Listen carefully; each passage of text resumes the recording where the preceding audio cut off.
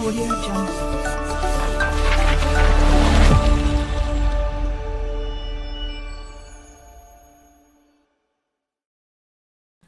Terima kasih disampaikan. Assalamualaikum warahmatullahi wabarakatuh.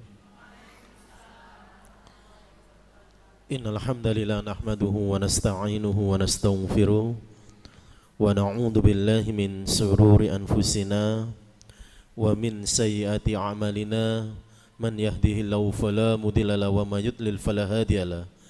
Asyhadu an la ilaha illallah wahdahu la syarika lah wa asyhadu anna Muhammadan abduhu wa rasuluh.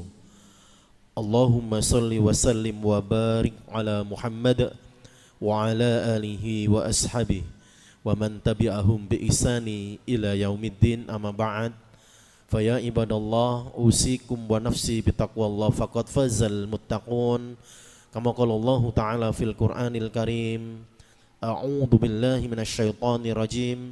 Ya ayyuhalladzina amanu taqullaha wa qulu qawlan sadida yuslih lakum a'malakum wa yaghfir lakum dhunubakum wa may yuti'illaha wa rasulahu faqad faza fawzan 'azima. Ibu-ibu pimpinan ranting Aisyah Keputih rahimakumullah, pripun kabarnya, sehat nggih? Alhamdulillahirabbil alamin. Pertama dan yang paling utama, marilah senantiasa kita terus bersyukur dan menambah rasa syukur kita setiap hari kepada Allah Subhanahu wa taala atas segala limpahan nikmat dan karunia-Nya yang tidak mungkin saya sebut. Wa in ta'uddu ni'matallahi la tuhsuha. Satu saja kita tidak mampu menyebut nikmat-nikmat yang Allah berikan kepada kita. Salawat dan salam senantiasa terlimpahkan kepada junjungan kita Nabiullah Muhammad sallallahu alaihi wasallam. Ibu-ibu yang dirahmati Allah, sengaja pada kajian hari ini saya itu kemarin di WA dadak tapi saya bingung milih. Saya jelaskan fikih kurban atau tuntunan sholat Idul Adha dan Idul Fitri, atau saya terangkan dulu secara umum amal-amal ibadah dan juga keutamaan bulan Dzulhijjah. Sebetulnya ibu-ibu yang dirahmati Allah, Allah telah memilih 4 bulan yang di situ Allah sebut sebagai bulan haram. Napa mawon bulannya? Bulan haram. Muharram habis ini nggih. Kita urutkan dulu yang 3. Dzulqa'dah. Jadi kita ini sudah masuk di bulan haram. Dzulhijjah. Habis itu Muharram.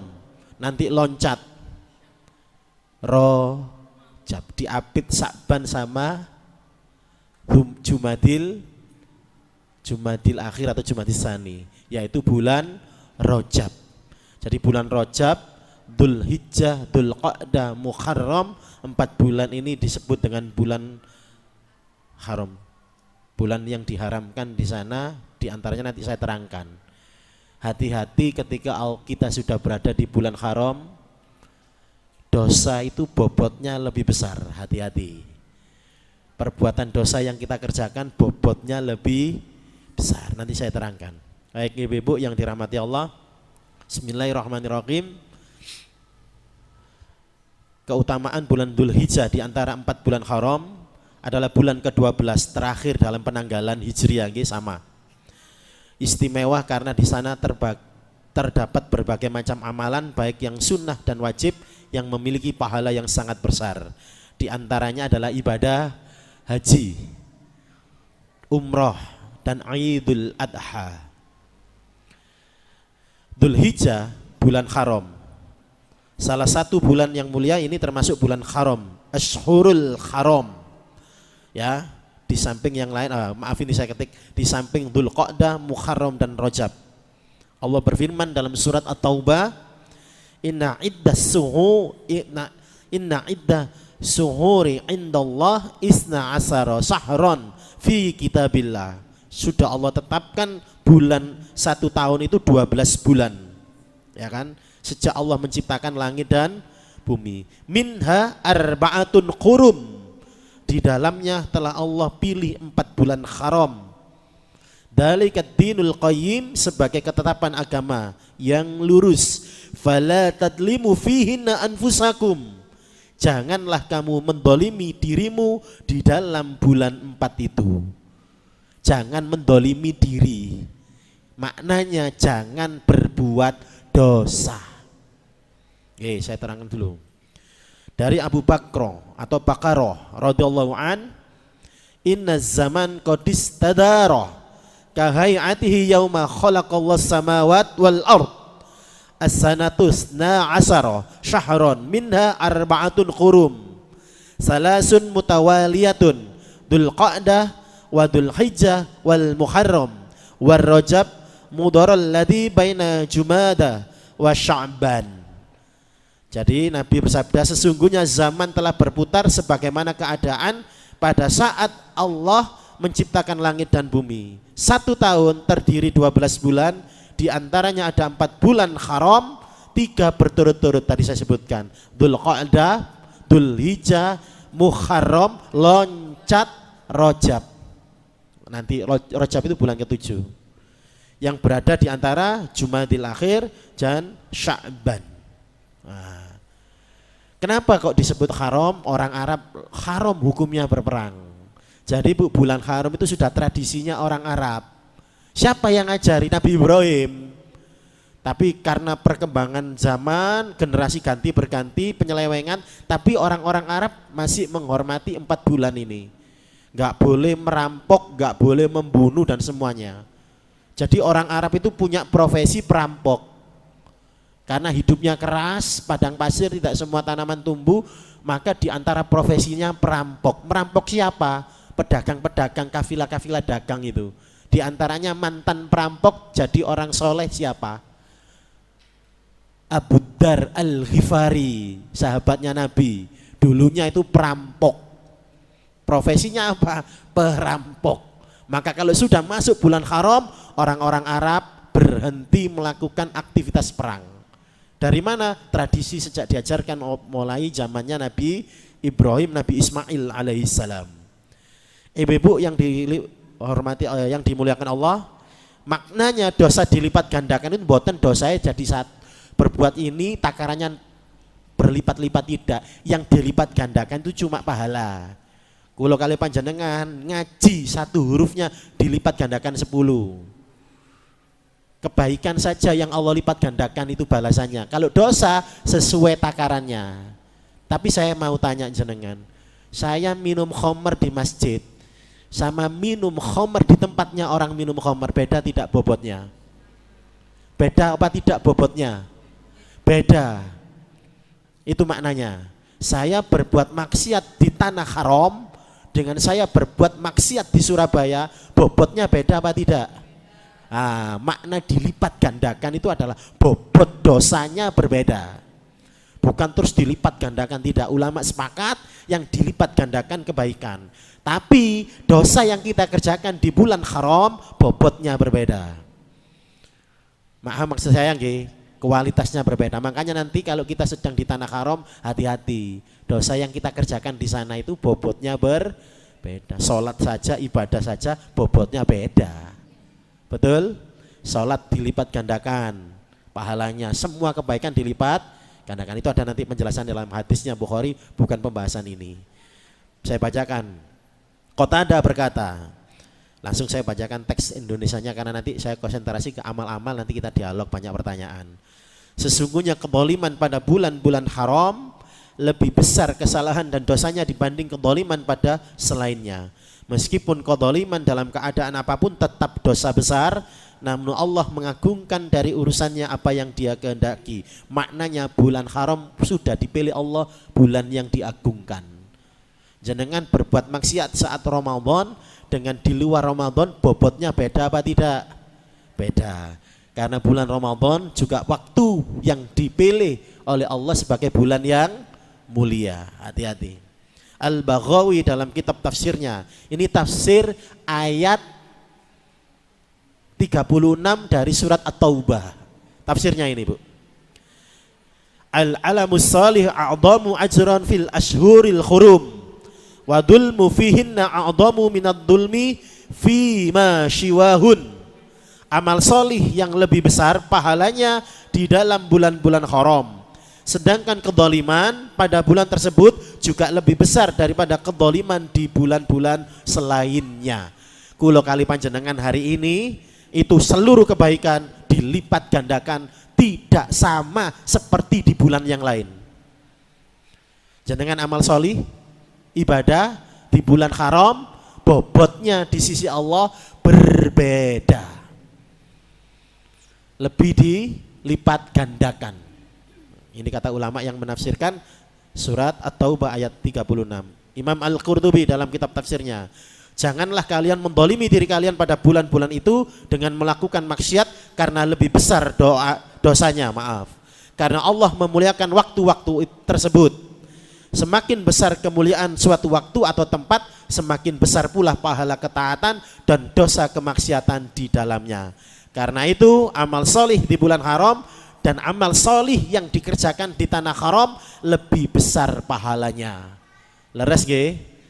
Makanya sahabat itu ada yang tidak berani tinggal di kota Mekah.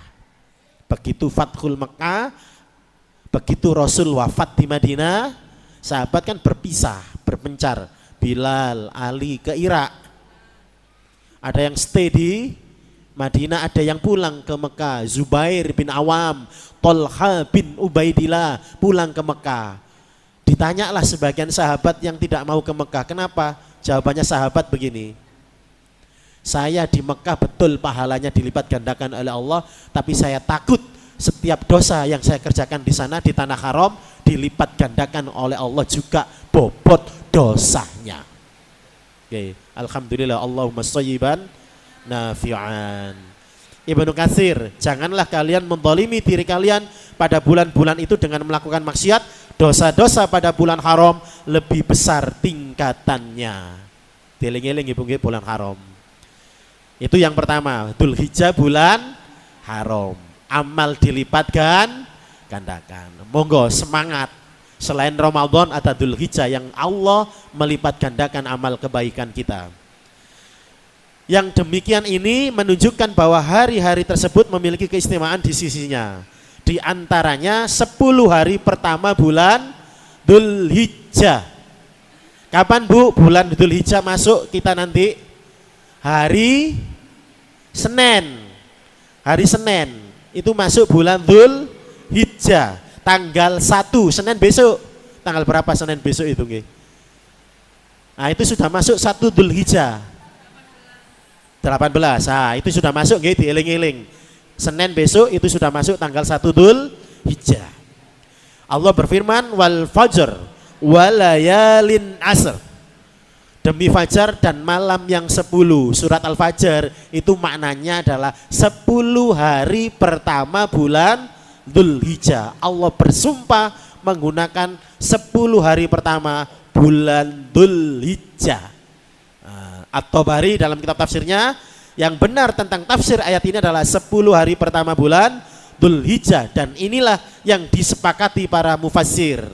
Ibnu Katsir menguatkan ungkapan ini dengan menyampaikan Ibnu Abbas, Ibnu Az-Zubair, Mujahid juga mengatakan surat Al-Fajr ayat 1-2 itu Allah bersumpah 10 hari pertama bulan Dzulhijjah.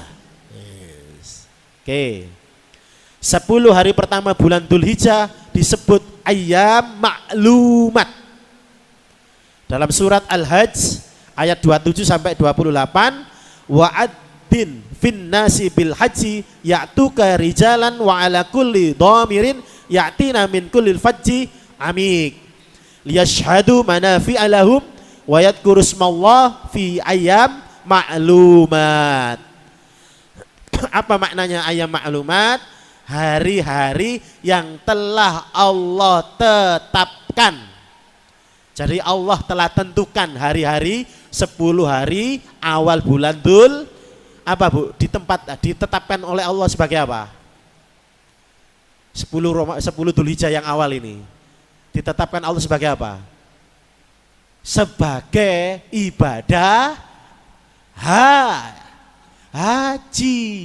Start mulai tanggal 8. Kalau kami di Kementerian Agama nanti yang giliran semuanya jadi petugas, alhamdulillah tahun ini kepala KUA saya yang jadi perangkat petugas, dan teman saya dari KUA Benowo.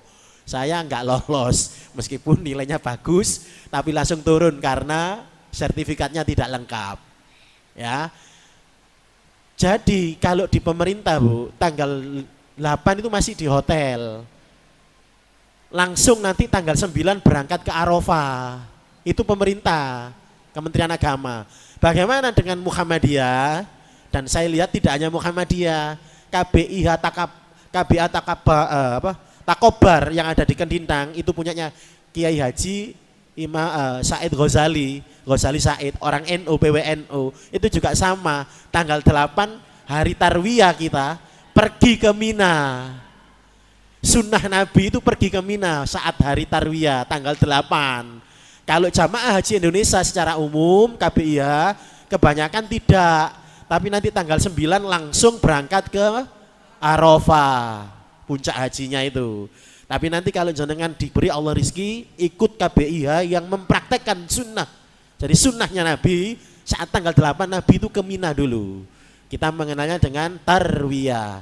Dan KBIH yang digawangi oleh orang-orang NU yang tahu, yang belajar, yang berpendidikan, mesti praktek seperti itu. Di antaranya kalau di Surabaya itu tadi, KBIHU Takobar, punya Yai Ghazali, kalau saya panggil Yai Ghazali, orang Wonocolo itu. Sama Jabal Nur Sidoarjo, punyanya PDM Sidoarjo, sama semua Muhammadiyah se-Indonesia tanggal 8 nanti berangkat semuanya ke Mina. Itu enggak ada pengawalan dari pemerintah, petugas, enggak ada. Wis tanggung jawab ditanggung dewe-dewe. Siap kalau Muhammadiyah, karena tidak masuk agendanya pemerintah. 10 Dzulhijjah sudah Allah tetapkan sebagai hari-hari orang melaksanakan ibadah haji. Lanjut.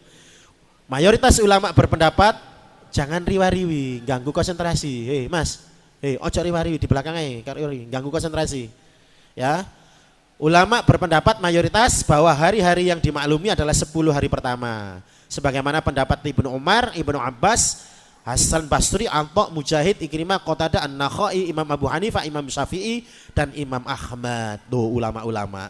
Demikian pula Bukhari meriwayatkan dari Ibnu Abbas bahwa yang disebut adalah 10 hari pertama bulan Dzulhijjah. Ojo sampai lewat, mangkani kulo ngaji temai ini. Jangan sampai lewat apa yang ada di dalam 10 hari pertama Dzulhijjah. Kenapa jangan sampai lewat? Baleni meneng setahun kas. Seperti bulan Ramadan. Nah, apa yang Bapak boleh lewat nanti Dalam hadis Nabi mengatakan 10 hari pertama bulan Dzulhijjah adalah sebaik-baik hari. Dari Jabir radhiyallahu an, Rasulullah bersabda, afdalu ayyamid dunya ayyamil asri, yakni asra Dzulhijjah, wala misluhunna fi sabilillah, qala wala misluhunna fi sabilillah illa rajulun ghufira wajhahu biturab. Sebaik-baik hari di dunia adalah hari-hari 10 hari pertama dalam bulan Dzulhijjah. Ditanyakan kepada Rasulullah, tidak pula sama baiknya dengan jihad di jalan Allah? Beliau menjawab, tidak pula sama dengan jihad di jalan Allah, melainkan seseorang pria yang wajahnya penuh dengan debu tanah. Nanti saya terangkan. Bahkan Rasulullah ibadah-ibadah yang dikerjakan di awal Dzulhijjah itu kata Nabi setara dengan jihad yang orang itu dengan harta dan nyawanya enggak pulang. Enggak pulang berarti nopo? Syahid. Itu nanti setara dengan ibadah yang kita kerjakan di awal bulan Dzulhijjah. Pahalanya besar. Bahkan sebagian ibadah kata Nabi lebih besar daripada jihad fisabilillah. Makanya jangan sampai lepas 10 Dzulhijjah ini. Ini bulan yang sangat penting. Bulan Dzulhijjah terdapat juga di dalamnya adalah Yaumul Arafah, hari Arafah. Dari Aisyah Rasulullah bersabda, "Ma min yaumin aktsar min an yu'tiqallah azza wa jalla fihi 'abdan minan nar min yaumi Arafah wa innahu la yadnu thumma yubahi bihimul malaika fayaqul ma arada haula." Tidak ada hari yang padanya Allah lebih banyak membebaskan hambanya dari api neraka melebihi hari Arafah. Sesungguhnya Allah mendekat kemudian membanggakan mereka di hadapan para malaikat seraya berfirman apa yang diinginkan oleh mereka. Kapan Bu di Arafah jamaah haji niku Bu? Setelah tergelincirnya matahari. Setelah tergelincir matahari berarti setelah sholat duhur. Maka yang hari ini ibadah haji, nanti kesempatan jenengan atau kita semuanya amin, ibadah haji nanti saat di Arafah, HP semua tinggal kabeh. Ganggu itu. Dan ini banyak yang gagal jamaah haji itu, memanfaatkan waktu yang terbaik, puncak haji itu ya Arafah. Begitu matahari tergelincir, omong-omongan, scroll HP. Padahal 6 jam itu wong gak kuat Bu, longgo-longgo nang kono iki lapo, biasa scroll HP. 6 jam di sana itu manfaatkan betul untuk mohon ampun, istighfar dan doa. Minta semua sama Allah, dikabulkan itu. Mana kata Allah, kata Nabi, apa yang diinginkan oleh hamba-hambaku. Nanti kalau kesempatan di Padang Arafah nggih, tolong dimanfaatkan 6 jam itu. Sejak tergelincirnya matahari sampai masuk waktu maghrib. Ojo dikai guyon, dikai omong-omongan, dikai menghabiskan waktu dengan sia-sia. Habiskan untuk baca Quran, dzikir, istighfar, berdoa kepada Allah. Sebagian kalau di KBI Muhammadiyah itu kita selingi dengan ada khutbah. Tapi semuanya juga pakai khutbah. Khutbah Nabi juga dulu berkhutbah saat Arafah. Tapi setelah khutbah selesai gak mungkin khutbah 6 jam. Dombe ya namanya. Setelah khutbah pakai yang lain, pokoknya gitu. Sekarang orang di Arafah itu enak, ASEAN, tendon dan sebagainya. Pokoknya tersedia semua, jangan melalaikan. Pokoknya jangan lalai ya. Ini puncak haji saat hari Arafah. Di bulan Dzulhijjah terdapat Yaumun Nahr. Kenapa Bu Yaumun Nahr? Kita kalau tidak haji melaksanakan ini, yaitu Idul Adha. Udhiyah ya. Dari Abdullah bin Qurt, Rasul bersabda, inna a'dhama ayyama indallah tabaraka wa ta'ala yaumun nahr summa yaumal qarri. Sesungguhnya hari yang paling agung di sisi Allah ialah hari Nahr, kemudian hari Al-Qir. Al-Qir artinya menetap, yakni pada tanggal 9 Dzulhijjah pada saat jamaah haji menetap di Mina. Loh, bayangkan itu. Di awal-awal Dzulhijjah semuanya dianggap Nabi hari yang sangat utama, hari yang sangat besar. Jadi jangan lewat. Orang biasanya Ramadan to lali, padahal Dzulhijjah juga banyak amal-amal yang sangat besar di sisi Allah. Oke. Bulan Dzulhijjah berkumpul semua ibadah-ibadah itu dalam agama Islam sebagai pilar. Al-Hafiz Ibnu Hajar Al-Asqalani dalam kitabnya Fathul Bari berkata, sebab dijadikan 10 hari pertama bulan Dzulhijjah istimewa karena di dalamnya itu terkumpul pilar-pilar agama, pilar-pilar ibadah, sholat, puasa, sedekah, infak, haji, umroh, semuanya, menyembelih, berkurban, itu semuanya terkumpul di sana. Lah ini Bu, amal solih di bulan Dzulhijjah lebih dicintai Allah. Rasulullah memberikan tuntunan agar pada awal bulan Dzulhijjah umat Islam meningkatkan amal solih dan memperbanyak bacaan tahlil, tahmid dan takbir. Jenengan takbiran mulai kapan? Biasanya subuh tanggal 9 saat Arafah. Ya, nanti takmir kalau ada yang subuh tanggal 9 teguran mek mboten takbir imami. Jenengan tegur ini ngaji kemarin seperti itu. Subuh itu namanya takbir muqayyad. Nanti tak terangkan, ada takbir mutlak. Ya, pelan-pelan. Hadisnya dari Abdurrahman bin Abi Bakro. Dari bapaknya Nabi bersabda, qala syahra idin la yanqusani Ramadan wa Dzulhijjah. 2 bulan hari raya keduanya tidaklah akan berkurang pahalanya, yakni Ramadan dan Dzulhijjah. Berkurang ini maknanya diterangkan oleh para ulama. Misal Ramadan itu enggak cangkep 30 Bu, Dzulhijjah enggak cangkep 30, berarti 29. Maka kata Nabi, Allah akan menggenapkan pahala kita, boten dikurangi. Poso 29 napa poso 30, semuanya digenapkan pahalanya oleh Allah Subhanahu wa ta'ala. Ini dasar hadisnya dari Muslim 1822. Nah ini hadis ini saya seleksi betul ini karena banyak sekali hadisnya, ada yang dhaif, ada yang maudhu palsu. Saya seleksi, saya pilih yang sahih atau hasan sahih. Ya. An Ibnu Abbas radhiyallahu anhu qala Rasul, "Ma min ayyamil amal sholih fiha", tidak ada hari di mana suatu amal sholih ahabbu ilallah azza wa jalla, lebih dicintai Allah, min hadi ayyam, lebih dicintai Allah nggih, amal sholih lebih dicintai Allah daripada hari-hari ini, yaitu 10 hari pertama bulan Dzulhijjah, yakni ayyamul asri. Qalu ya Rasulullah wala jihad fi sabilillah. Qal wala jihad fi sabilillah illa rajulun kharaja bi nafsihi wa malihi falam yarji min dalika bi syai'in, kata Nabi. Wahai Rasul, sahabat bertanya, termasuk lebih utama daripada jihad di jalan Allah? Nabi menjawab, termasuk lebih utama dibanding jihad di jalan Allah kecuali orang yang berangkat jihad itu syahid. Berarti puasa jenengan, takbir jenengan, salat jenengan di 10 Ramadan 10 awal Dzulhijjah itu, kata Nabi, amalannya lebih dicintai daripada berangkat jihad. Ayo lewat eman. Lebih dicintai daripada orang berjihad, kecuali kata Nabi dia bertemu dengan syahid saat jihad. Saya enak jenengan kate bingung-bingung ngungkal ade, ngungkal pedang, numpak jaran berangkat jihad enggak. Tapi kita optimalkan 10 pertama bulan Dzulhijjah. Oke. Dalil yang lain, ya Allah setengah songo.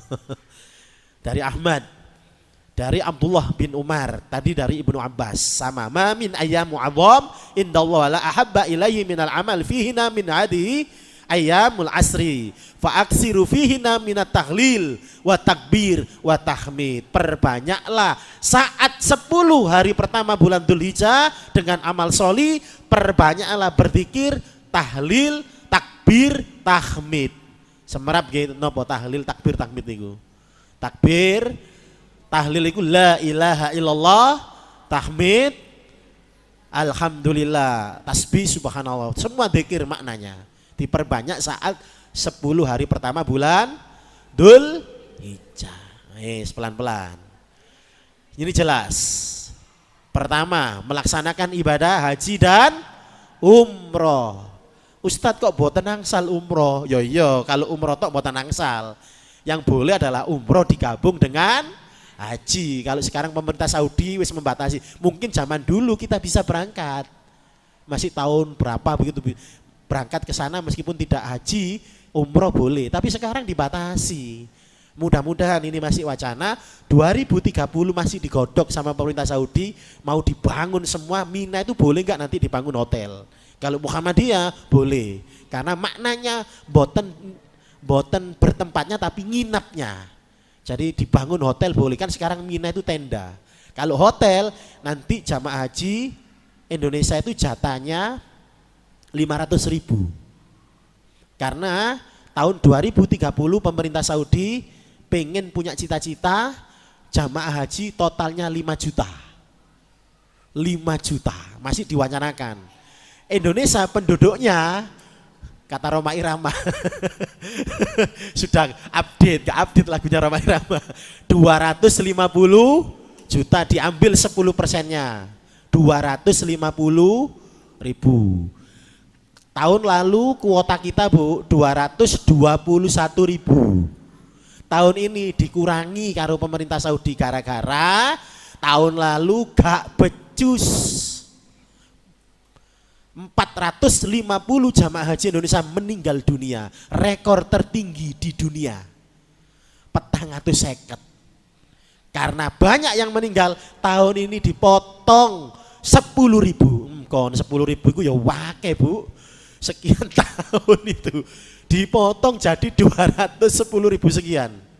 Karena enggak becus. Laporan tadi sore saya baca, pemerintah Saudi hari ini mengapresiasi, beda dengan tahun lalu, sekarang terbaik pengelolaan hajinya pemerintah Indonesia. Mudah-mudahan kalau semakin baik ditambah terus kuota karo Saudi.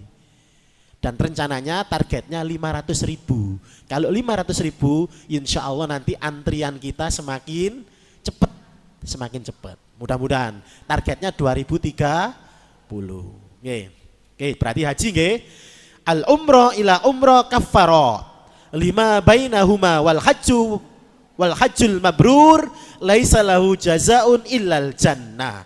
Umroh ke umroh menghapus dosa di antara keduanya dan tidak ada pahala bagi haji mabrur kecuali surga.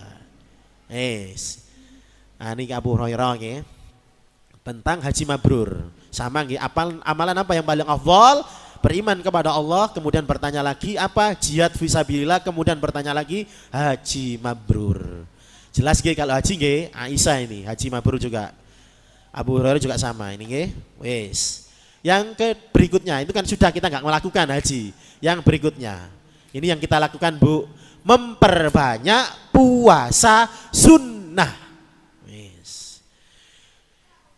Memperbanyak puasa sunnah.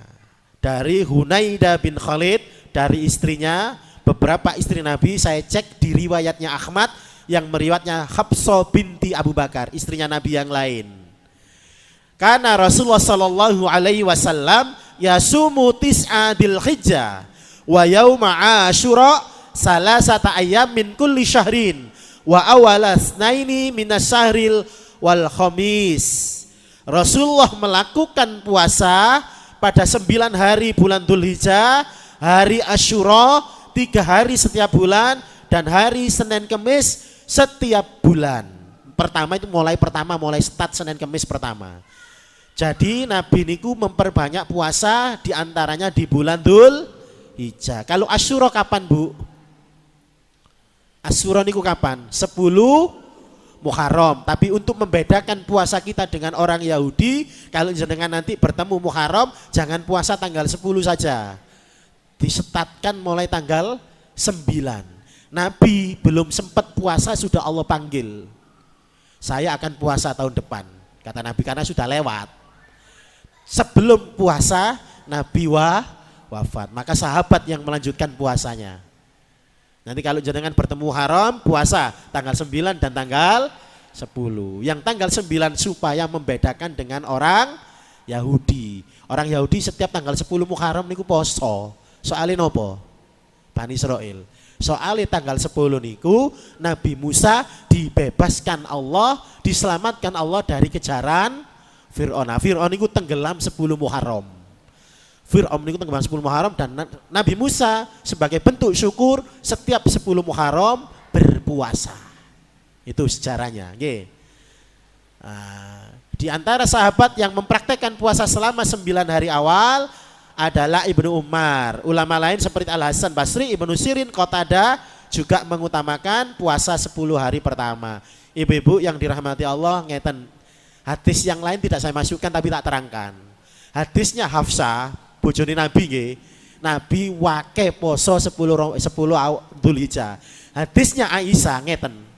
Aku gak tahu ndelok Nabi poso 10 hari pertama Dzulhijjah. Antara Hafsah kali Aisyah beda. Setelah saya pelajari, semua ulama menerangkan hadis ini kok beda maknanya. Menang yang mana? Secara sanad kuatan Aisyah dibanding yang dari Hafsah tadi yang saya baca. Ulama sepakat kalau ada hadis yang seperti ini, maka yang didahulukan adalah yang menganjurkan ibadah. Aisyah bisa jadi, kata para ulama, tidak melihat ketika mengucapkan kalimat itu, tidak melihat atau saat itu Nabi tidak berada di dalam atau berada bersama dengan Aisyah ketika 10 awal bulan Dzulhijjah. Maka Bu, posone ngeten carane. Jenengan mek kiat monggo mulai tanggal 1 sampai 9. Mek boten kuat boleh Senin Kemis, nanti ditambah 9 yaitu puasa Arafah. Boleh selang-seling puasa Daud, nanti jangan ditinggal, yang pasti jangan ditinggal 9 Dzulhijjah yaitu Arafah. Boleh full, boleh diselang-seling. Semua ulama sepakat 10 hari pertama Nabi memperbanyak. tidak dirinci memperbanyaknya itu full. Nah, monggo. Jadi ulama kemudian bisa full, bisa selang-seling kayak puasa Daud, bisa jenengan Senin Kemis ditambah puasa Arafah. Paham Bu nggih? Ingat, ini ibadah yang sangat utama. Lebih besar pahalanya daripada jihad fisabi, lebih dicintai Allah. Ojo sampai lewat iso mboten saged, kata para ulama, mentok diusahakan tanggal 9 itu jangan lewat. Kalau 1 sampai 8 lewat, tanggal 9-nya jangan sampai lewat. Yes. Idul Adhanya hari apa? Rebo, berarti misalkan jenengan besok kan 1 Dzulhijjah, Senin poso, Kemis poso, misalkan ditambah Arafah berarti dapat 3 puasa. Kalau diselang-seling seperti puasanya Nabi Daud juga boleh. Kalau kuat ya wis difulkan juga tidak apa mulai tanggal 1 sampai tanggal 9. Oke. Yang berikutnya yaitu puasa Arafah. Dari Qatadah anna Rasulullah sallallahu alaihi wasallam su'ila, ditanya an saumu yauma Arafah. Saya potong hadisnya panjang. Saumu yaumal Arafah faqala yukaffiru sana madiyata wal baqiyah. Puasa Arafah itu menghapus dosa tahun lalu dan dosa yang akan datang. Saya lanjutkan lagi hadis yang lain dari Ikrimah. Dakhaltu ala Abi Hurairah fi baitihi fasa'altuhu an saumi yaumal Arafah bi Arafah. Faqala Abu Hurairah naha Rasulullah sallallahu alaihi wasallam an saumi yaumal Arafah bi Arafah. Ya kan? Rasulullah melarang puasa di Arafah. Loh, semang perintah saiki kok dilarang? Ayo, maknanya apa ini, Bu? Yang tadi perintah Arafah, kulo kali panjenengan kalau puasa Arafah, dosa yang lalu, dosa yang akan datang 1 tahun dihapus, yaitu dosa-dosa kecil, bukan dosa besar. Sahih ini. Tapi ini kok dilarang oleh Nabi puasa. Yang disebut dalam hadis ini adalah orang yang sedang wukuf di Arafah sama Nabi dilarang puasa. Jadi yang dilarang puasa Arafah itu orang yang sedang beribadah haji. Eman enak jarine kan ngono. Suguhane enak teng Arafah mek sakniki. Fasilitas dienakno dadine gak krasa soro kok zamane Nabi. Zamane Nabi nggih. Oke, berarti puasa Arafah. Yang berikutnya memperbanyak tadi tahlil, takbir, tahmid, dzikir. Termasuk amalan solih yang dianjurkan berikutnya: bertakbir, bertahlil, bertasbih, bertahmid, istighfar dan memperbanyak doa. Disunahkan untuk mengeraskan suara ketika bertakbir di pasar, jalan-jalan, masjid atau tempat yang lain pada umumnya. Kapan Bu takbirnya tadi? Kapan? Tadi kan disampaikan 10. Oke, 10. Ada yang 9 tadi. Kapan itu? Ini ya tadi ya. Anjuran takbir tadi 10 hari pertama Dzulhijjah berdasarkan pada beberapa dalil. Ini saya masukkan. Dalil hadis yang pertama Abdullah bin Umar. Ya, ma min ayyam adhab indallah wala ahabba ila, dan seterusnya tadi sudah saya bacakan ya, memperbanyak tahlil. Sudah, ini tak ulang lagi hadisnya. Dari Atsar itu praktek sahabat. Ini diriwayatkan oleh Imam Bukhari. Ibnu Abbas berkata, berzikirlah kalian kepada Allah di hari-hari yang ditentukan, yaitu 10 hari pertama Dzulhijjah dan juga pada hari-hari tasyrik. Ibnu Umar, Abu Hurairah pernah keluar ke pasar pada 10 hari pertama Dzulhijjah. Lalu mereka bertakbir. Lantas manusia saat itu ikut takbir. Bu, takbiran itu setatnya mboten tanggal 9, mboten tanggal 10. Setatnya tanggal 1. Wis. Gak umum kan? Lah, nanti tak terangkan perbedaan pendapatnya. Takbirannya bagaimana? Allahu Akbar gitu, atau seperti takbiran Allahu Akbar. Ada 2 pendapat.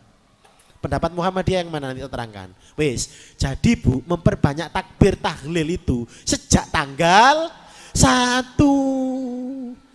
Jenengan masak iringi, jenengan teng pasar iringi. Abu Hurairah itu diterangkan begitu.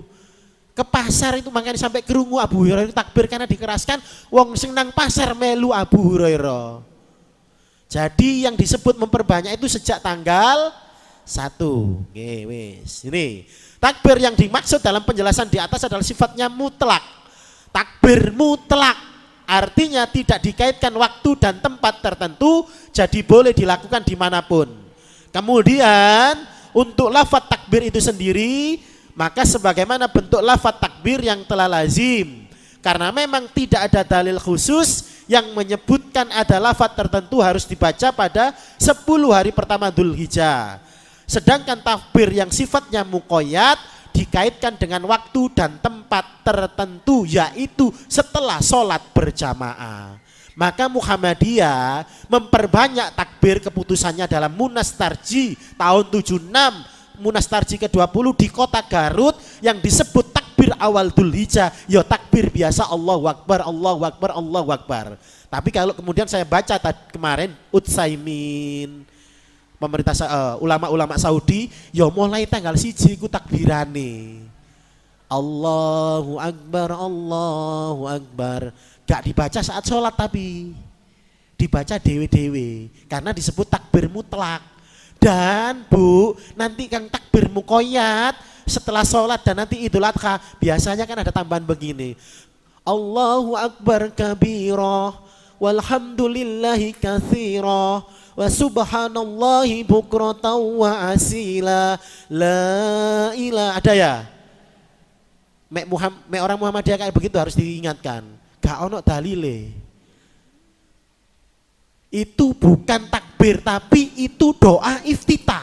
Kalau jenengan pengen cepet doa iftitahnya Allahu Akbar kabira walhamdulillahi katsira wa subhanallahi bukratan wa asila. Kenapa kok disebut takbir muqayyad? Karena yang kita takbiran itu maru sholat jamaah niku itu ibadah, gak oleh ngarang.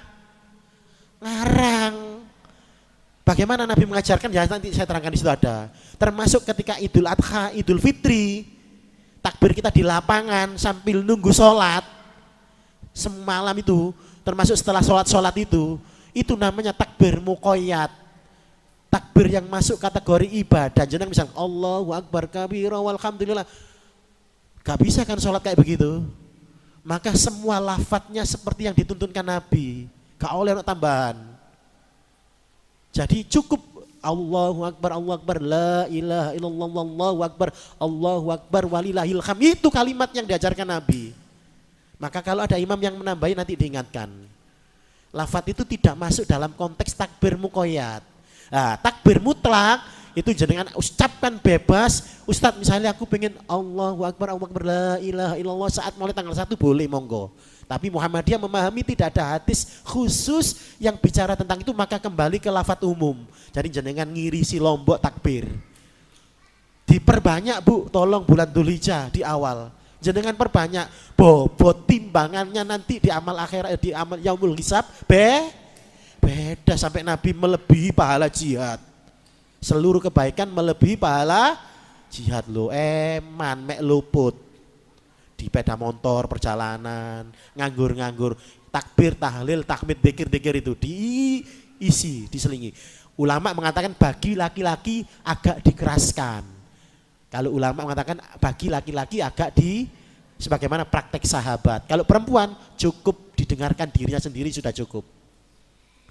Boleh prakteknya begitu nggih. Jelas nggih? Nah, ini keputusan tarji ini. Takbir muqayyad bagi orang yang tidak berhaji dapat dimulai sejak subuh tanggal 9 saat puasa Arafah. Startnya mulai subuh Bu. Jadi banyak yang belum tahu ini. Orang-orang startnya mulai biasa mari buko. Nanti tak terangkan di kata ulama mengatakan gak ono keterangan mulai buko itu. Mulai subuh tanggal 9 saat kita baru saja sahur untuk puasa Arafah. Nggih. Loh, sampai hari tasyrik sebelum maghrib. Ini dalilnya apa?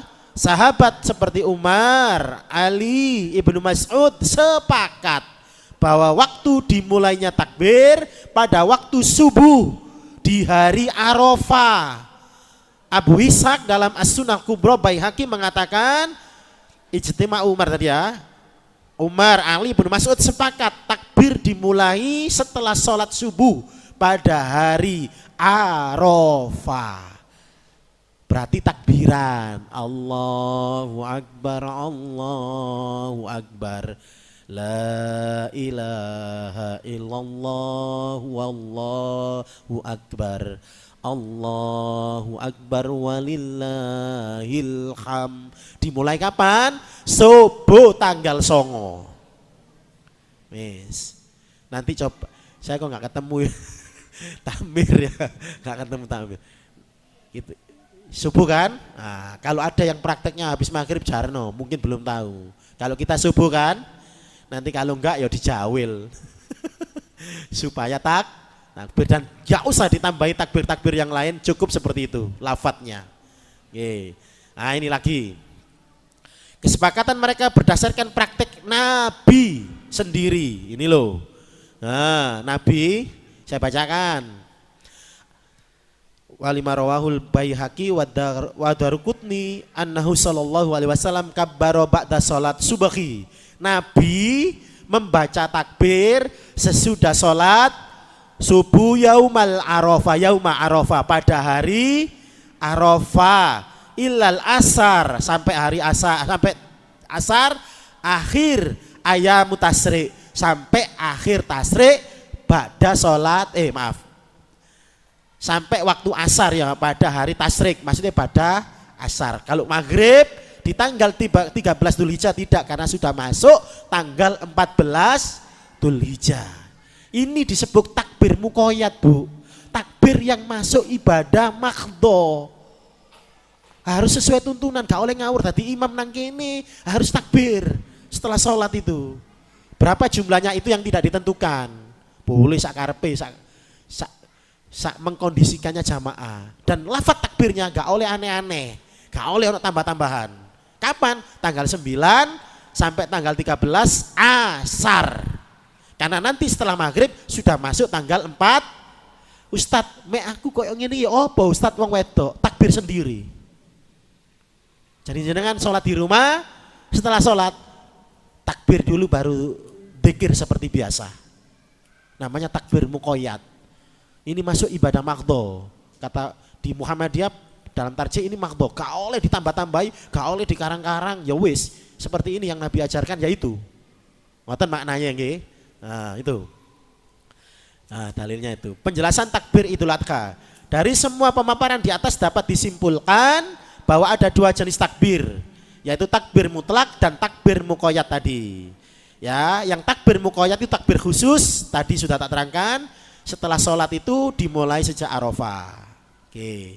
Lafaz takbir, ini diputuskan saat muktamar tadi. Lafadznya adalah tadi berdasarkan dalil dari Salman. Ia berkata, bertakbirlah dengan Allahu Akbar, Allahu Akbar kabira boleh, atau Allahu Akbar, la ilaha illallah, wallahu akbar walillahil ham. Hanya dua lafadznya, Allahu Akbar kabira atau Allahu Akbar, la ilaha illallah, Allahu Akbar walillahil ham. Hanya itu wis. Jangan baca sendiri saat di rumah, takbiran dewe ngejak anake ya gak apa-apa. Ketika tidak sedang sholat di masjid. Ini muqayyad. Ini yang dipraktekkan oleh Rasulullah. Baru dua amalnya, puasa sunnah dan takbir, tahlil, tahmid. Berikutnya apa? Ibadah lagi, Bu. Tidak memotong kuku dan rambut bagi yang berniat untuk kurban. Kapan? Mulai tanggal 1. Monggo Bu Haja dan yang lainnya yang kurban, dieling-eling ditelok rambutnya dan sebagainya, kukunya, setatnya hari Minggu hari Ahad jangan sampai masuk maghrib, itu sudah 1 Dzulhijjah.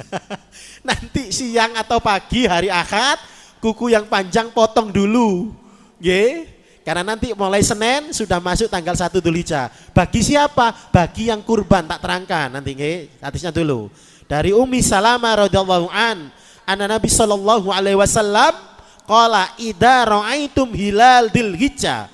Jika seseorang di antara kalian ingin berkurban, jika seseorang dari kalian telah melihat hilal bulan Dzulhijjah wa arada ahadukum an yudakhiya falyumsik an sa'rihi wa adfarihi, maka tahan untuk tidak memotong rambut dan kukunya. Ngapunten, ini bagi yang berkurban. Misal biasanya kurban atas nama misalkan Abah Yani misalnya, Abah Hilmi, ya sudah ibu-ibu nggak usah potong, nggak apa-apa. Yang berkurban atas nama siapa itu?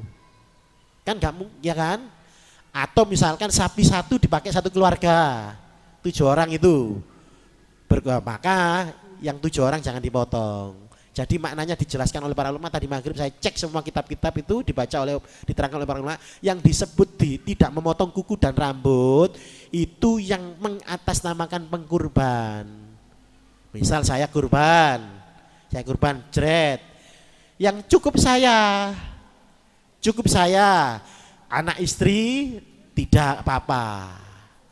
Tapi kurban atas nama saya sudah cukup untuk 1 gelu. Nanti tak terangkan kalau pembahasan bab kurban.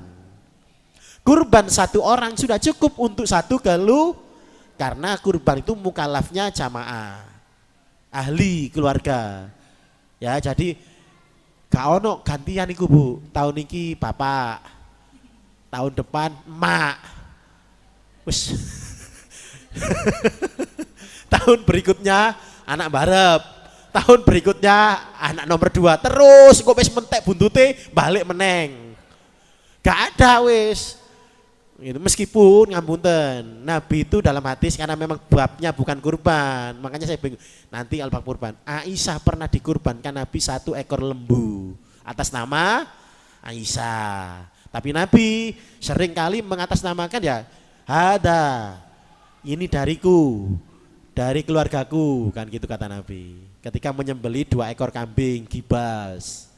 Jadi tetap kurban itu adalah sunnah kifayahnya kata para ulama, semua keluarga kena. Kata Imam Syaukani, masyon sak keluarga iku mang wong 100 kabeh kena. Kabeh mendapatkan pahala kurban. Tetap tapi atas namanya ya tetap 1 orang itu. Gitu loh. Ibnu Qayyim Al-Jauzi, semua 1 rumah dapat pahala kurban. Masya sang metu tadi uangnya bapake, gitu loh. Nah, makanya bagaimana tidak memotong kuku dan rambut, kata ulama menjelaskan hadis ini, yang siapa, yang keluar atas nama siapa itu yang berkurban itu biasanya kan kepala rumah tangga, ya sudah, berarti bapak yang cukup, kecuali jenengan pengen kurban sendiri. Ya aku pengen kurban dewe, gak apa-apa ya sampean kurban ngono. Nah, maka jenengan stop memotong rambut dan kuku. Rambut, seluruh rambut, tidak hanya kepala. Kuku tangan dan kaki. Wis, itu. Nggih. Paham nggih sampai di sini? Yes. Nah, yang berikutnya, salat Idul Adha dan mendengarkan khutbah. Tak dalami nanti kalau materi Idul Adha. Nah, makanya kan materi sudah saya petel-petel, kalau ditaruh di sini semua banyak. Sholat id dan itu mendengarkan khutbah. Dari Abu Sa'id bahwa ia berkata Nabi Muhammad selalu keluar pada Idul Fitri dan Idul Adha menuju lapangan. Lalu hal pertama yang ia lakukan adalah sholat. Nanti tak terangkan, boten-boten sholat sebelum dan sesudah sholat id, gak ada. Jadi saat di lapangan ojo sholat, gak ono. Wis tuduk tak ikut takbiran. Nah, dari Ummu Atiyah, Rasulullah memerintahkan kami supaya menyuruh mereka keluar saat hari Idul Fitri, Idul Adha, semua gadis remaja, wanita haid, wanita yang dipengit itu napa Bu? Dilamar, dikhitbah. Jadi orang Arab kalau wanita dikhitbah gak metu oma, tradisi. Mek kula kali panjenengan masuk dilamar budal kerja. Budal yang sakinah belonjo.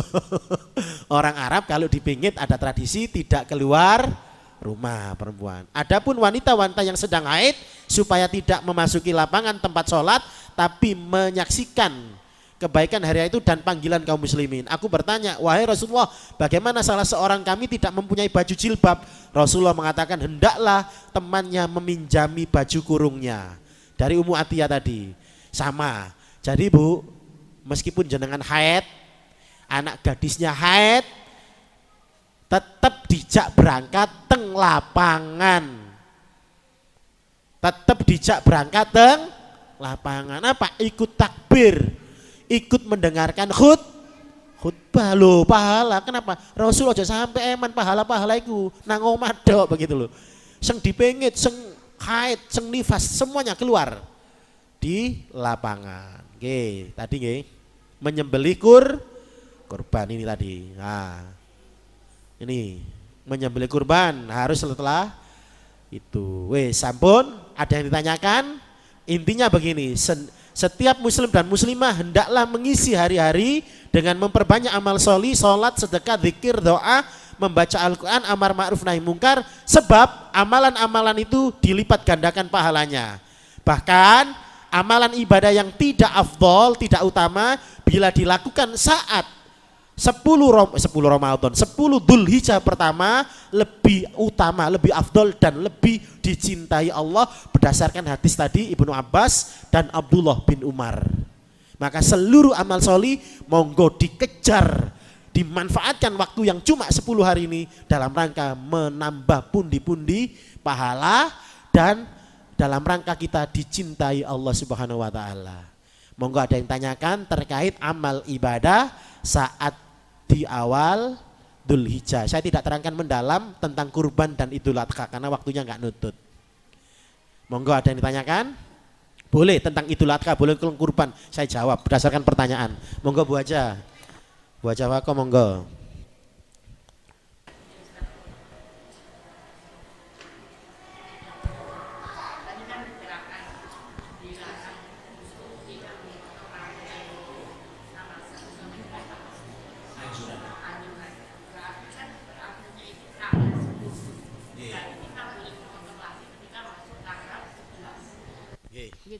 Saya terangkan nggih.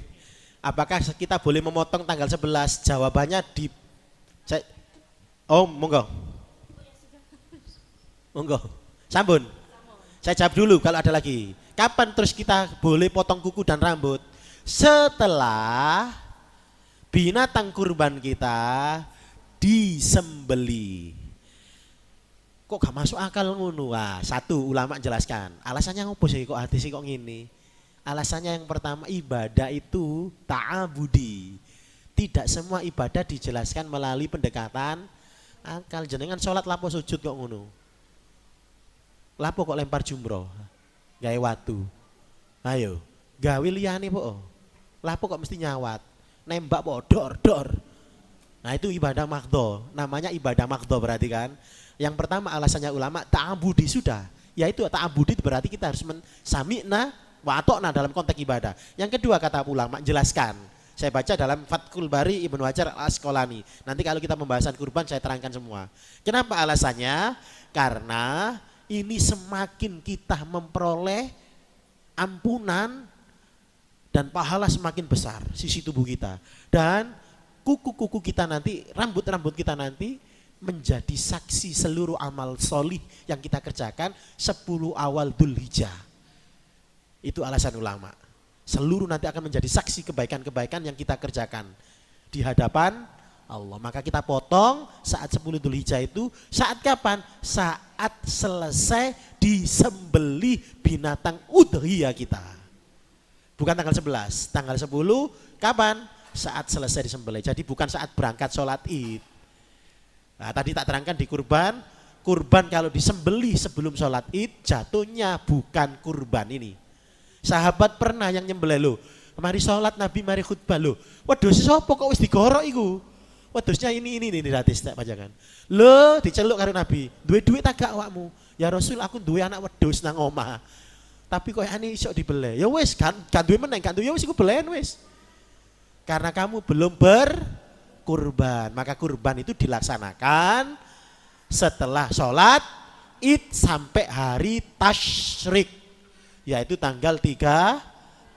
Dan hari ini ibu-ibu Muhammadiyah nanti pasti diikuti pemerintah NU, semuanya pasti ngikuti Muhammadiyah. Muhammadiyah Dam, bukan Idul Adha ini beda ya. Dam itu dalam bahasa hadis namanya hadyu. Kalau Idul Adha namanya udhiyah, beda. Dam, ibadah haji kan dam kan, kecuali ifrod. Indonesia ada yang pakai ifrod, ada. Kalau betah loh ya pakai ifrod. Ada jamaah kita di Surabaya pakai ifrod, pondok pesantren di Sidosermo itu ada. Jadi ifrod, nggak pakai denda, dendanya nyembelih kambing.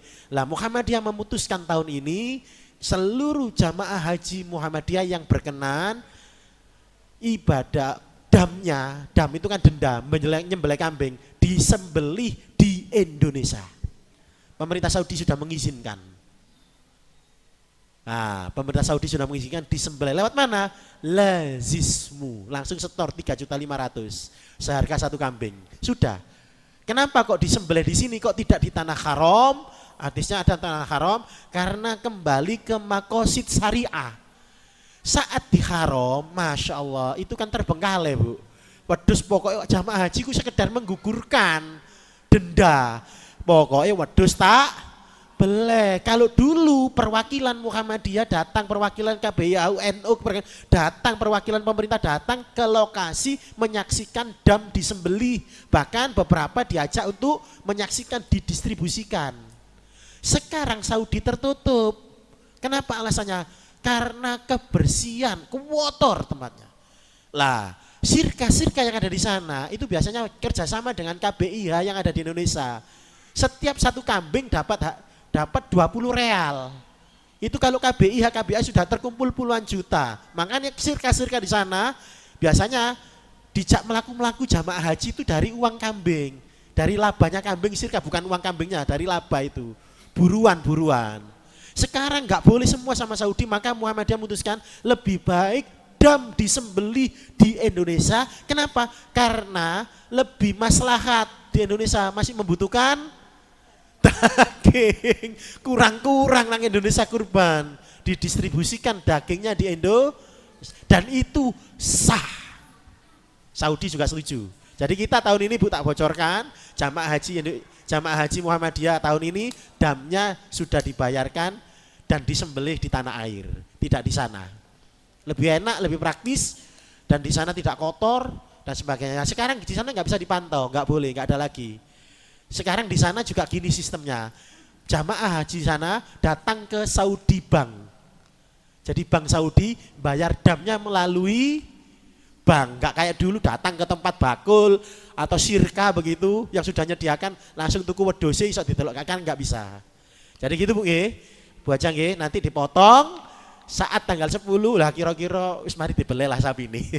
Mek Baitul Mutakin mungkin selesai saat duhur mungkin ya, mantun duhur monggo dipotong kuku dan rambutnya. Nggih. Monggo ada lagi yang tanyakan? Monggo nggih. Bu Ajang monggo. Mengenai kurban tadi, ada sekarang itu kan ada kurban patungan. Oh nggih, siap. Lah itu yang belum mencukupi satu kambing, misalkan harga kambing itu kambing Bu. Iya, misalkan harga kambing itu 2,5 juta gitu ya. Terus ada yang 1 juta, ada yang 500 sehingga diwujudkan sapi. Lah orang tersebut apakah itu termasuk kurban dan Baik. juga anjurannya tidak juga memotong kuku karena ikut urunan beli sapi itu. Mohon penjelasannya Ustaz. Ini sebetulnya di slide saya yang kurban tak masukkan semua penjelasan ini, tapi karena lama buka nggak usah. Kemarin tak terangkan di Masjid Al-Mukhlis Kerembangan tentang kurban, Ustaz terangkan kurban persiapan. Oke. Jadi gini, 1, patungan tidak berlaku bagi kambing. Kambing hanya cukup untuk 1 orang. Patungan hanya berlaku kepada 2. Sapi atau kerbau dan unta. Berapa jumlahnya? Sapi atau kerbau 7, unta 7 atau 10. Jazur Namanya jazur itu unta yang sangat besar oleh disunggi 10. Hadisnya siapa? Hadisnya Jabir dan Ibnu Abbas. Wes, saya jelaskan itu dulu nggih. Berarti patungan itu hanya bisa unta dan sapi. Ngapunten Bu. Tak bocorkan ini hanya di sini. Masih digodok di Majelis Tarjih Pusat. Tapi enggak, teman-teman kemarin panitia yang datang ke saya saat di musola habis sholat maghrib. Ya apa Mas, isok tagak sapi digawe wong 10. Tak jawab sesuai ini. Gini. Di Majelis Tarjih itu sekarang sedang digodok, masih belum menjadi keputusan apakah bisa sapi dipakai patungan orang 10. Jawabannya Bu, jawaban sementara nggih, bisa. Dasarnya hadisnya Ibnu Abbas yang tentang unta jazur. Tapi saya bilang ke Faruk, Ruk, mek 10 hati-hati awakmu yo. Kategori ini kudu jazur loh. Unta iku jazur 10 iku. Berarti sapi ini kudu sapi istimewa. Limosin tergo swidak awak ngono. Sak wong urunan 7 juta, sak wong urunan 10 juta itu masuk jazur. Tapi ojo rame-rame, iki gorong dadi keputusan. Oh iya ta Mas, dorong sik digodhog nggo internal, nanti kalau sudah jadi putusan praktekno. Mek dorong dadi keputusan, mbok praktekno rame nggo. Maka Bu, patungan itu hanya sapi dan onta. Kambing 1. Bagaimana tentang arisan? Bagaimana hukum arisan? Kurban. Berarti arisan mboten saged teng kerbau nggih, kerbau apa? Kambing nggih, mboten angsal nggih. Bagaimana caranya? Arisan kurban boleh tidak? Boleh. Contoh, saya di sekolah dulu yang membuat sistem agar pakai arisan, itu saya di sekolah dulu waktu masih ngajar, itu saya puter. Saya tidak jelaskan arisan kan jenengan paham nggih. Lot-lotan ngoten lho Bu nggih. Oh iki wis Bu ini sudah dapat, maka tahun depan tidak dapat, tapi tetap nyicil. Gak apa-apa. Hutang tapi kan konteksnya mampu. Boleh. Jadi arisan kurban boleh Bu. Selama orang yang ikut arisan tadi, semuanya terbagi rata mendapat jatah untuk berkurban. Itu. Paham gak? Yang kedua, Ustadz, gak duwe duwe sak keluarga. Duwene isoke wedhus. Nah, ini saya sampaikan, kemarin saya baca juga di Astagfirullah kok lupa kitabnya saya. Ada di slide kurban. Jadi begini, Ustadz, isoke keluarga urunan wedhus. Iuran wedhus, akhirnya isok dituku wedhus. Sah tidak? Tidak sah. Karena sifat iuran patungan hanya kepada sapi dan onta, sapi kerbau. Bagaimana mekanisme yang seperti ini keluarga yang tidak seberapa mampu, ayahnya metu 1 juta, ibunya metu 1 juta, anaknya metu 1 juta, pas 4 juta. Tekokno wedhus, ini namanya mboten patungan, enggak boleh. Kalau ini dipakai seperti sistem patungan, kurbannya enggak sah. Karena kambing 1 orang. Bagaimana caranya kata para ulama? Tetap nanti atas nama 1 orang dihibahkan. Bu, tak kena jenengan duwike, kena jenengan. Baru sah. Dihibahkan. Bagaimana nanti pahalanya? Seluruh keluarga dapat. Nanti kita bahas kalau tentang kurban. Hadis-hadisnya saya buka semua nanti. Seluruh keluarga tetap dapat. Jangan dibuat patungan. Kalau kambing dibuat seperti itu, hibah. Ustadz, bagaimana kalau sekarang patungan tapi jumlahnya enggak sampai 7? Mek wong 5, mek wong 4. Pernah terjadi begini? Pernah. Baitul Mutakin pernah. Seingat saya pernah. Wong 5. Boleh, boleh. Urunan wong loro lho gak apa-apa. Ayo cak 15 jutaan, ayo tekokno sapi rego 3. Boleh. Jadi maksimal 7. Ah, gitu. Nggih, sampai sini. Sampai jelas Bu? Jadi arisan boleh. Arisan toh yang jenengan tanyakan? Urunan kambing. Oh, yang potong kuku ya semua. Jadi yang 7 tadi, yang 7 misalnya 1 keluarga 7 tadi, jangan nyontokannya jangan kambing pokoknya nggih, kan enggak sah. Misalkan urunan 1 keluarga kurban 1 sapi atas nama 7 orang, urunan tadi Bu. Semuanya Bu. Pokoknya di sana ada masuk nama berarti dia masuk kategori sohibul kurban, maka dia termasuk kategori hadis tadi tidak memotong kuku dan rambut sebagai bagian sunnah. Misalnya dipotong ya potong nopo, boten dosa, tapi eman itu ibadah sunnah. Pun jelas nggih? Jadi masuk semua. Lagi? Monggo, nggih, monggo baca. Nggih.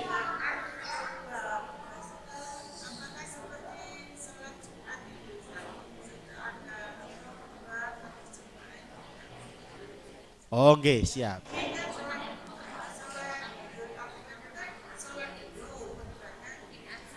Oke, baik. Jadi apakah sama kayak seperti sholat Jumat? Beda, khutbahnya beda.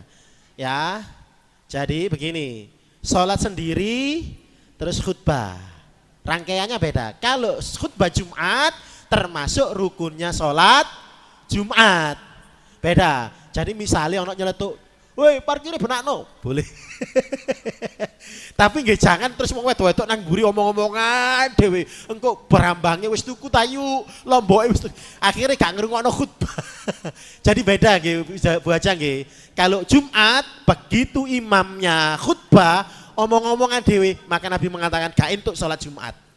Dia telah kehilangan pahala salat Jumat hari itu. Kenapa? Karena salat Jumat itu dihitung sejak Assalamualaikum warahmatullahi wabarakatuh. Sejak salamnya khotib di atas mimbar, maka itu serangkaian sholat Jumat. Serangkaian sholat Jumat. Makanya meneng anteng.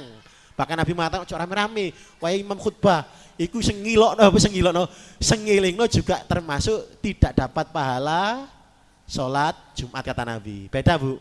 Jadi boleh ini. Bahkan Nabi itu dalam peristiwanya khutbah itu nanti di hadis khutbah Idul Adha senden Bilal. Bilal dikai senden, terus beberapa sahabat keliling nggawa kain supaya perempuan-perempuan itu ikut infak. Mosok gak ngomong. Ayo gelangi ya ngono maksudnya tetep ngomong. Jadi boleh nggih. Jelas punan nggih. Diusahakan datang perempuan tapi tidak di tempat sholat, ngapunten. Di belakang berarti soft paling belakang atau di pinggir untuk mendengarkan khutbahnya khotib. Monggo ada yang tanyakan cekap? Oh masih ada nggih, monggo Ustazah.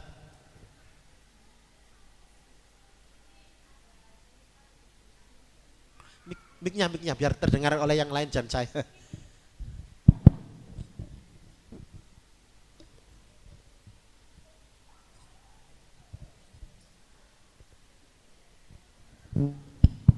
Oke, terima kasih. Ini ada seorang ibu punya seekor kambing gitu kan. Rencananya mau dikurbankan saat Idul Kurban, tapi qadarullah ibu ini meninggal. Siap. Nah, kayak gitu itu terus kurbannya itu atas nama siapa? Lalu pahalanya itu untuk siapa? Begitu. Baik. Ini pertanyaan jamaah yang juga terjadi ternyata di Masjid Al-Mukhlis itu sudah patungan sapi, namanya sudah masuk, qadarullah wafat. Bagaimana ini? Begini, saya terangkan, Bu, ini ya umum sekali di masyarakat kita. Di atas namakan orang yang sudah meninggal. Kurbannya di atas namakan orang yang sudah meninggal. Idamatal insan in qata'a amaluhu illa min salasatin shadaqatin jariyah ilmun yuntafa'u bihi waladin sholih yad'u lahu. Cuma 3 kata Nabi yang tidak terputus itu. Amal jariyah, ilmu yang bermanfaat, anak sholih yang mendoakan. Yang mendoakan itu maknanya umum, anak sholih yang melakukan amal sholih. Yang pertama, kurban termasuk ibadah. Maka yang sudah masuk ke alam barzah tidak ada kewajiban ibadah.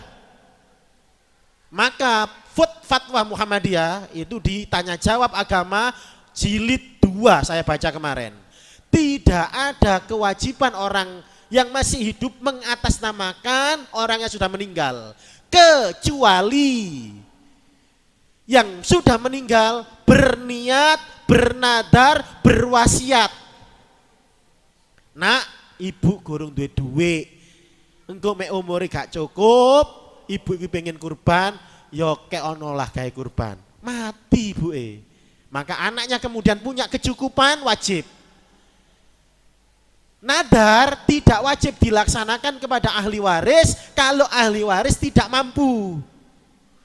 Ibu wis nadar meninggal dunia pengen kurban tahun iki, tapi duit gak cukup, ternyata sian terus anaknya gak mampu, maka nadar yang seperti ini tidak wajib dilaksanakan karena masuk kategori tidak mampu. Maka yang tadi wajib dikurbankan atas nama itu yang sudah meninggal, dilihat dulu, satu sudah punya niat, dua apakah dia bernadar atau berwasiat. Kalau ini dan ada harta yang ditinggalkan atau ahli waris mampu, maka wajib kurbannya atas nama almarhum atau almarhumah.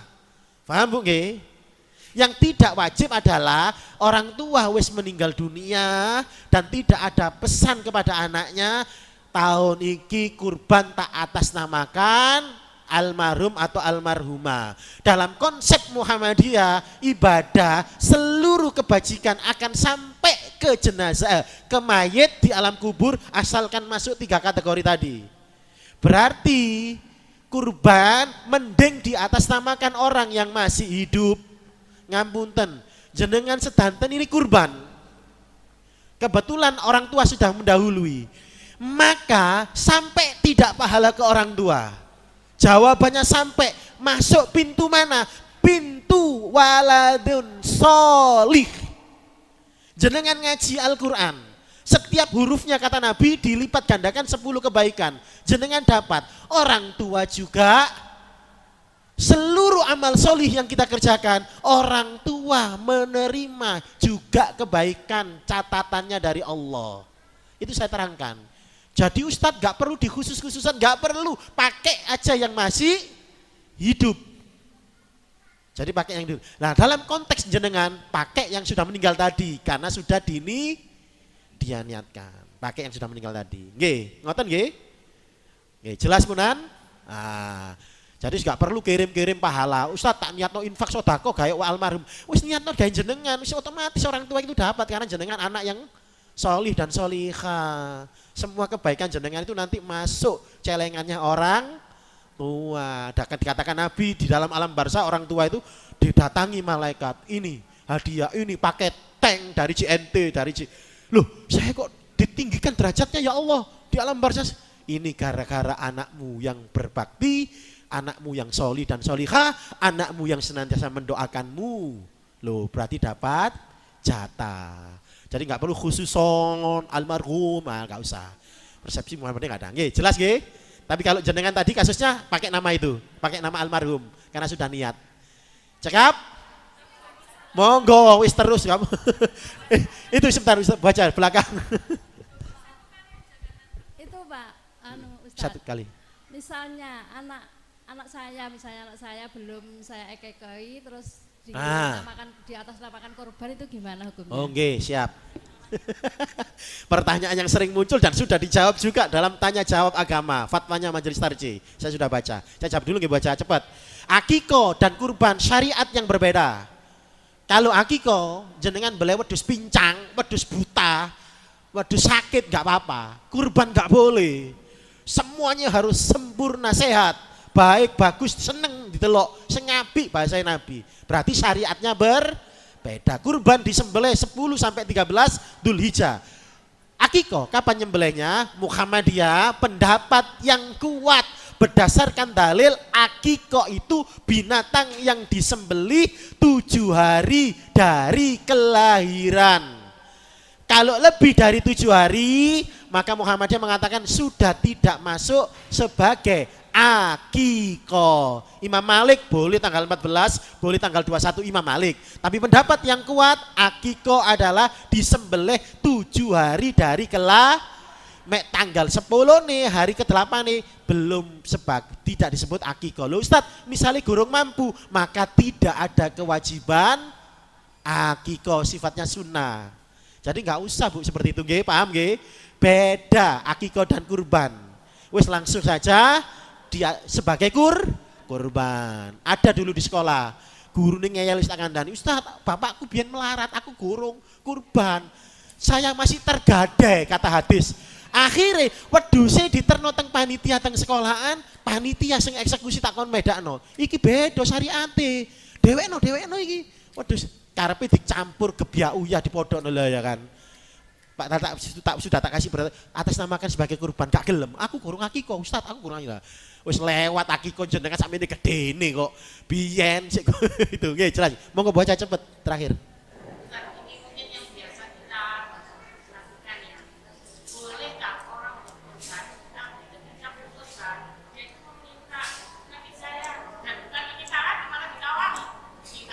Oke, ini betul. Jaluk jatah, pengkurban jaluk boleh tidak boleh. Yang membolehkan siapa? Nabi, ada hadisnya. Nanti tak buka kalau pembahasan kurban apa sekarang dibahas sampai subuh. Hadisnya ada, nanti tak buka slide berikutnya. Kurban itu untuk siapa? Kalau di surat Al-Hajj itu ada penjelasannya. Untuk pengkurban, untuk fakir miskin, masakin dan seluruhnya.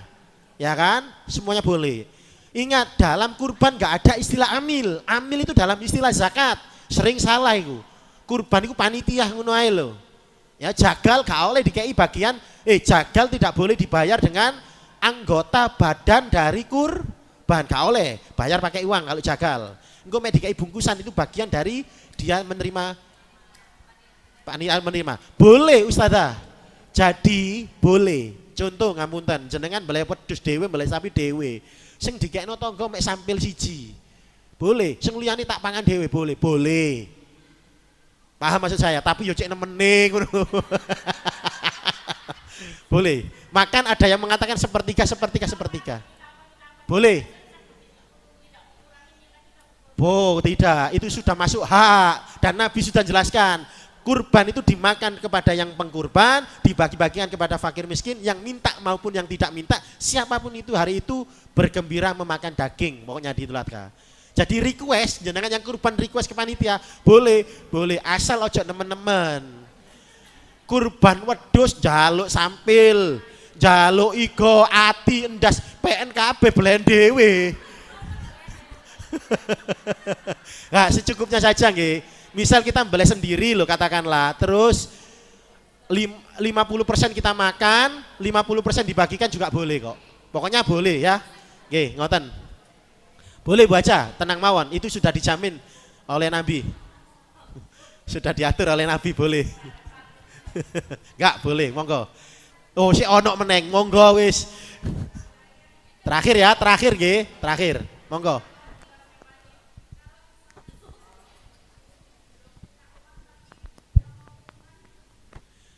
Ngutang berarti tidak tidak mampu. Berarti tidak. Iya nggak usah. Akikoh bagi yang arisan. Arisan itu adalah dalam rangka memampukan, tapi untuk mensiasati. Ayo seperti haji kita loh Bu.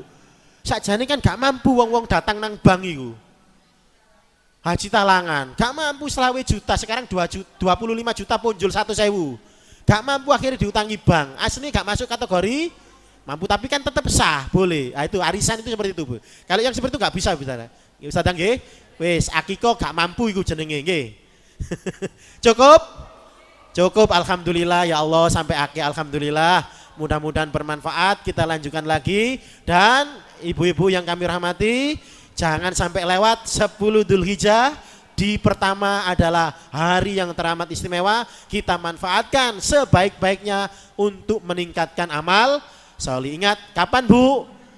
Tahun ini Senin, tanggal 18 Mei. Mudah-mudahan kita siapkan hal-hal yang terbaik menyambut Dzulhijjah. Wal afu minkum, nasrun minallah. Kami tutup. Assalamualaikum warahmatullahi wabarakatuh. Oh doa nggih. A'udzubillahi minasyaitonirrajim. Bismillahirrahmanirrahim. Alhamdulillahirabbil alamin. Allahumma shalli wa sallim wa barik ala Muhammadin wa ala alihi wa sahbihi wa man wala. Allahumma ighfir lil muslimina wal muslimat wal mu'minina wal mu'minat al ahya wal amwat innaka sami'un qaribu mujibu da'wat ya qadiyal hajat. Allahumma ighfir lana wa li ikhwanina alladhina sabaquna bil iman wa la taj'al fi qulubina illa lil ladzina amanu rabbana innaka raufur rahim.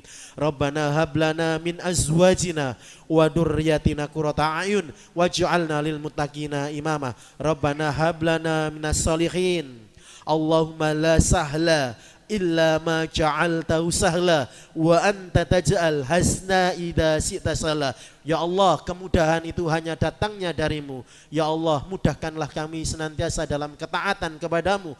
Mudahkanlah kami mengisi bulan Dzulhijjah, 10 bulan Dzulhijjah di awal dengan senantiasa berbakti, beribadah dan taat kepadamu. Rabbana taqabbal minna innaka antas samiul alim wa tub alaina innaka antat tawwabur rahim. Rabbana atina fid dunya hasanah wa fil akhirati hasanah wa qina adzabannar. Subhana rabbika rabbil izzati amma yasifun wa salamun alal mursalin walhamdulillahi rabbil alamin.